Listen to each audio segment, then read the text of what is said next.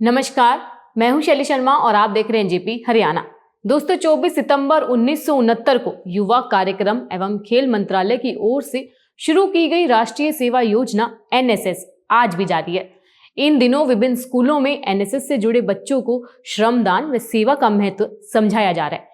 NJP की team ने भी 2 जनवरी को रेवाड़ी जिले के गांव माजरा शिवराज स्थित राजकीय वरिष्ठ माध्यमिक विद्यालय पहुंचकर ऐसी एक गतिविधि को नजदीकी से देखा और समझा। 10-2 के विद्यार्थियों को संदेश देने बतौर मुख्य अतिथि पहुंचे थे रेवाड़ी के बीएमजी ग्रुप के निदेशक व जाने माने चिंतक विचारक रवि गुप्ता। रवि गुप्ता के संदेश का सार स्पष्ट था, नौकरियां सीमित है। छात्रों को खुद को इस योग्य बनाना है कि नौकरी मांगने की बजाय नौकरी देने वाले बन सके, स्वावलंबी बन सके, उद्यमी बन सके। स्कूल के प्राचार्य दलबीर सिंह ने रवि गुप्ता का आभार व्यक्त करते हुए विद्यार्थियों का उत्साहवर्धन किया। एनएसएस प्रभारी अनिता यादव ने प्राचार्य दलबीर व रवि गुप्ता को विश्वास दिलाया कि उनके विद्यार्थी उसी राह पर आगे बढ़ेंगे जो श्रम व सेवा के प्रति समर्पण दिखाते हैं।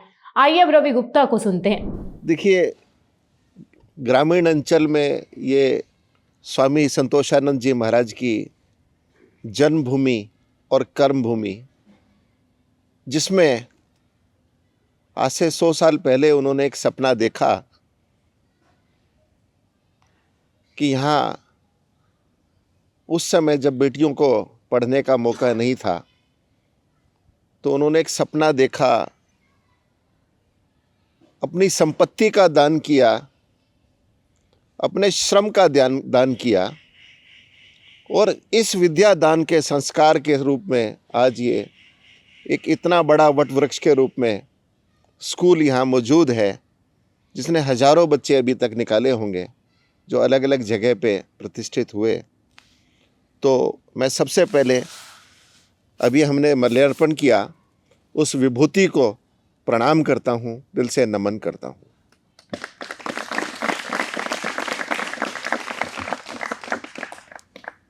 ये जो हमारी धरा है, भारत माता है, इसकी हम पूजा करते हैं।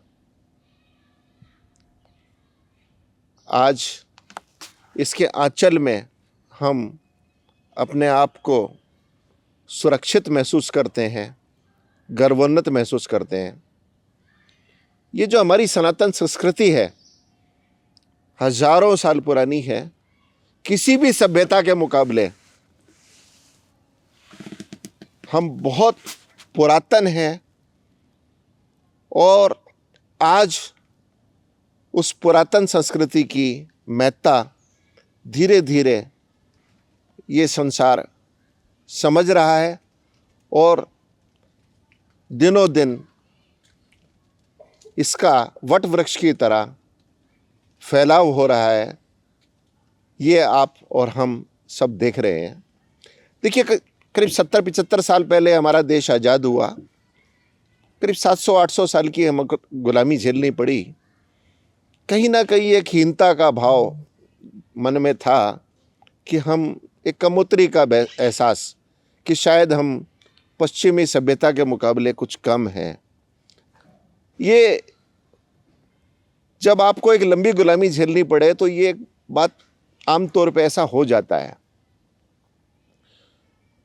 कि जो आपके पास है वो कुछ नहीं है, हम आपको ज्ञान देंगे, समझ देंगे, वही आपके लिए सब कुछ है। तो आज से 20-25-30 साल पहले मैं देखता हूँ कि विदेशी वस्तुएं होती थी, वो बहुत अच्छी है, देश में बनी हुई वस्तु अच्छी नहीं है। आज क्या हो रहा है? आज ये हो रहा है कि हम पूरी दुनिया में भारत से बनाई हुई वस्तुओं का निर्यात कर रहे हैं और देश प्रगति के पथ पर आगे बढ़ रहा है। कोई देश कैसे आगे बढ़ता है, मैं छोटे छोटे उदाहरण देके बतलाता हूं। द्वितीय विश्व युद्ध में 2 देश थे, एक जर्मनी था, एक जापान। तबाह हो गए थे, बर्बाद हो गए थे, खत्म हो गए थे। उन्होंने अपने आप को शून्य से शुरू किया और अगले 20 वर्ष में वो टेक्नोलॉजी के फील्ड में, इंडस्ट्रियल प्रोडक्शन के फील्ड में विश्व का सिरमौर बन गए। आज यदि क्वालिटी की बात करें किसी प्रोडक्ट में, तो सबसे ऊपर जापानी क्वालिटी मानी जाती है, मानेंगे आप ये बात, और फिर जर्मन क्वालिटी मानी जाती है। क्यों हुआ ये, कैसे हुआ जानते हैं?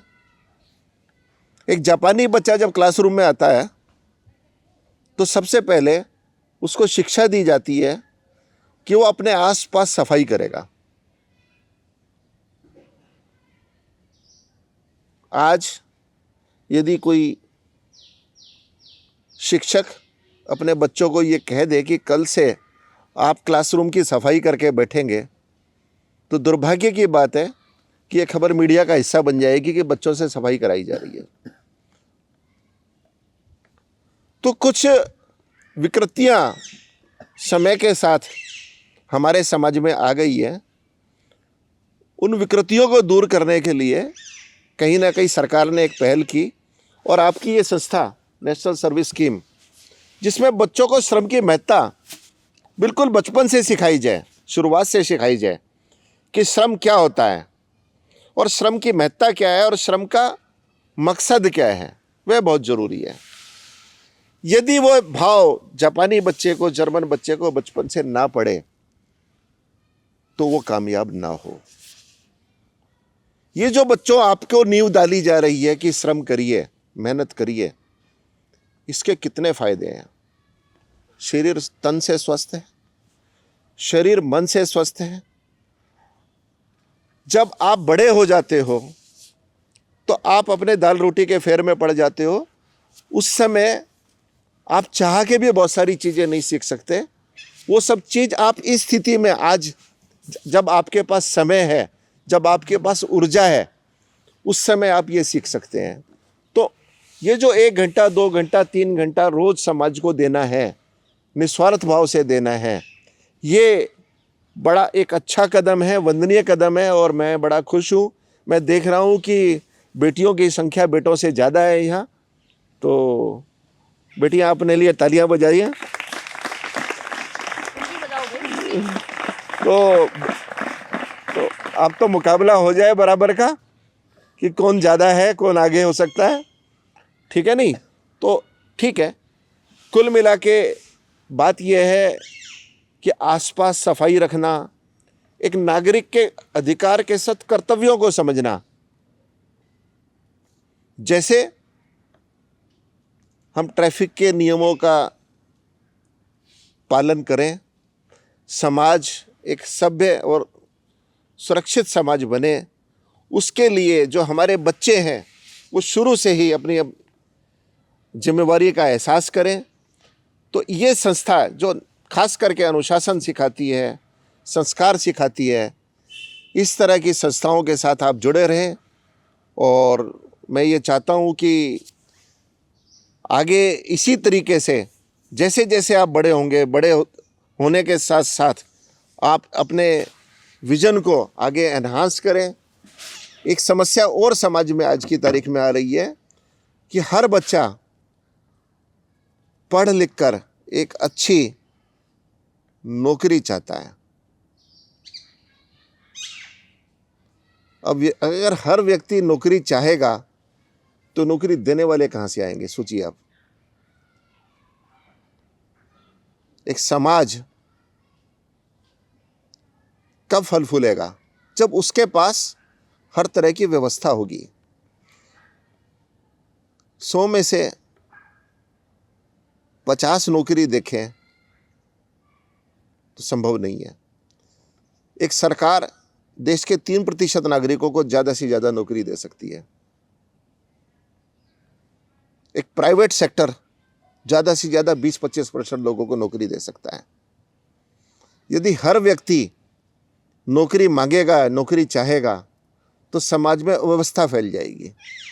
ये तो हुआ पहला पार्ट। अब दूसरा पार्ट आइए। यदि आप अपना खुद का कोई कार्य करते हैं, अभी महेश साहब ने एक मेरा परिचय दिया तो उसमें एक बात कही कि मेरे पिताजी एक अच्छी स्थिति में थे, तो आज मैं कुछ अपने ग्रुप के बारे में, अपने बाप दादाओं के बारे में कुछ बात बताता हूँ। मेरे दादा परदादा अच्छी स्थिति में थे, मगर जब द्वितीय विश्व युद्ध हुआ तो व्यापार में नुकसान लगा और मेरे दादाजी जब गुजरे तो अपनी संपत्ति के नाम पे 2,500 रुपये और कर्ज के नाम पे 2.5 लाख रुपए छोड़ के गए मेरे पिताजी के नाम। अगले 17 साल तक मेरे पिताश्री ने जी तोड़ मेहनत करके वो 1-1 रुपये का कर्ज अदा किया। एक सीख दी चोटी के दर्जे की ईमानदारी। उनका ये कहना होता था, यदि आपने कोई बात कही है और सामने वाला व्यक्ति उसमें किंतु परंतु ढूंढ रहा है तो आप एक कामयाब व्यापारी नहीं हो। यदि आपकी बात को ऐसे के ऐसे मान के उसके ऊपर यकीन करके आगे बढ़ो तो आप एक कामयाब व्यापारी हो। तो मुझे ऐसा लगता है ये एक गोल्डन वर्ड है। यदि हम अपनी जिंदगी में ये उतार लें कि हमें इस तरह से व्यवहार करना है कि हमारी बातों को लोग बिल्कुल सच मानकर जानकर आगे बढ़ें, तो हम किसी भी फील्ड में कभी भी धोखा नहीं खाएंगे और हम आगे बढ़ेंगे। तो आज उनके संघर्ष में जीवन का नतीजा ये है कि एक BMG ब्रांड आप शहर में देखते हो, ज़िले में देखते हो, 10-15 लाख लोगों के बीच में आज उनका नाम हुआ है। तो प्यारे बच्चों, मैं ये मानता हूँ यदि आप लगन से, मेहनत से, ईमानदारी से, चाहे आप नौकरी में जाएं, चाहे हम छोटा व्यवसाय करें, चाहे आप खेती किसानी की तरफ बढ़ें, आत्मविश्वास, मेहनत, लगन और ईमानदारी अगर आपने अपने जीवन का हिस्सा बना ली तो आपकी तरक्की को कोई रोक नहीं सकता। दोस्तों, हम आपको यह भी बता दें कि 4 दिन पहले 30 दिसंबर को यह शिविर शुरू हुआ था। 5 जनवरी को इसका समापन होगा। जिले के अन्य स्कूलों में भी ऐसी गतिविधियां चल रही है। इस पूरे आयोजन का उद्देश्य छात्रों के व्यक्तित्व का विकास है। उन्हें यह संदेश देना है कि अपने लिए नहीं बल्कि समाज के लिए जीना है। अगर शिविर के दौरान आने वाले मेहमानों की बात सुनी गई और ठीक से इसका महत्व समझा गया तो इस बात में कोई संदेह नहीं कि आज का छात्र कल का सफल व्यवसायी या उद्यमी बनेगा। नमस्कार, आपको हमारी खबर कैसी लगी कमेंट बॉक्स में जाकर बताइएगा जरूर। धन्यवाद।